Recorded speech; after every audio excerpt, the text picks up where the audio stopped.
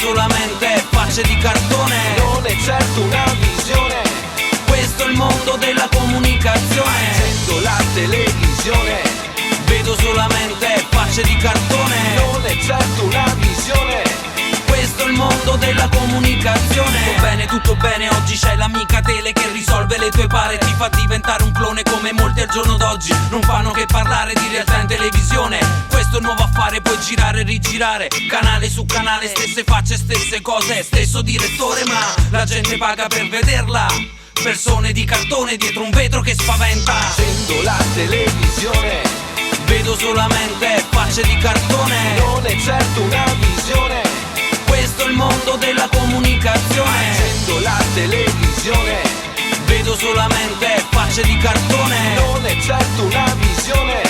questo è il mondo della comunicazione. Giro canale su canale, dopo 2 stazioni il cuore parte, l'uomo qui si sente male. Una cosa da denuncia, un pugno dritto in pancia, non certo obbligato a porgere qui l'altra guancia. Concorsi per veline, volere e volare, stereotipi fissati dal potere venale.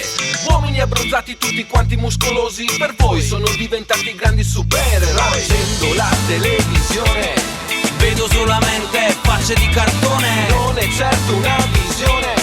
questo è il mondo della comunicazione. Accendo la televisione, Vedo solamente facce di cartone, non è certo una visione.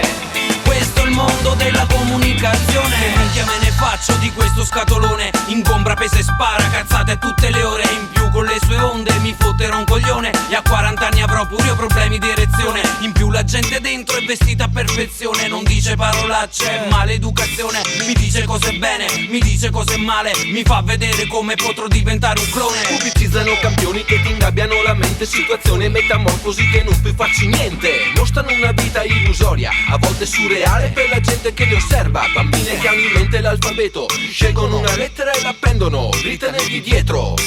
Tra Barbie e pupazzi non ci sono orizzonti, finché spunta nella stanza l'ombra di Gerry Scotti. Accendo la televisione, Vedo solamente facce di cartone, non è certo una visione. questo è il mondo della comunicazione.